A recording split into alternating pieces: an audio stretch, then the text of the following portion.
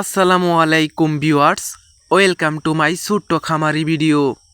তো ভিউয়ার্স, আজকে আমি আলোচনা করব রাজহাঁস পালন করেও কি লাভ করা সম্ভব এবং কি রাজহাঁস কাদের জন্য পালন করলে সব থেকে সুবিধা হবে।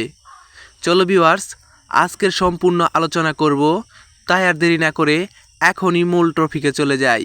রাজহাঁস পালন করে তারাই লাভবান হতে পারবেন যাদের খাবার মেনটেন করার মতো অভিজ্ঞতা থাকবে এবং কি বিভিন্ন প্রাকৃতিক খাবার খাওয়াতে পারবেন।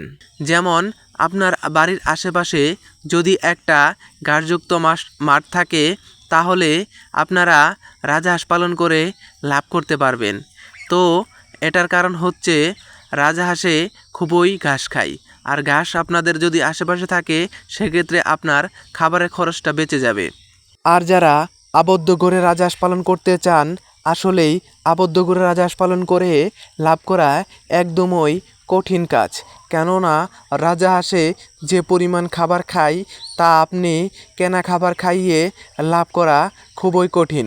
তাই আপনারা যারা রাজহাঁস পালন করতে চাচ্ছেন বা ইতিমধ্যে পালন করতেছেন, অবশ্যই চিন্তা ভাবনা করে কাজ করবেন, তাহলেই দেখবেন খুব সহজেই আপনারা লাভ করতে পারবেন। অনেকেরই ধারণা থাকে যে রাজহাঁস পালন করেও কি লাভ করা সম্ভব। হ্যাঁ ভিউয়ার্স, অবশ্যই লাভ করা সম্ভব যদি আপনি সঠিক নিয়মে পালন করতে পারেন। আর দেখা যায় অনেকেই সঠিক নিয়মে পালন করতে পারে না, এর কারণে রাজহাঁসের বিভিন্ন রোগে আক্রান্ত হয় এবং কি খাবারে অনিয়মের কারণে তারা শুকিয়ে যায়।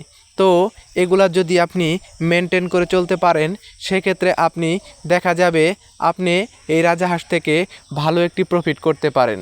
আশা করি ভিউয়ার্স, আমাদের ভিডিওটা দেখে কিছু হলেও শিখতে পেরেছেন এবং কি জানতে পেরেছেন।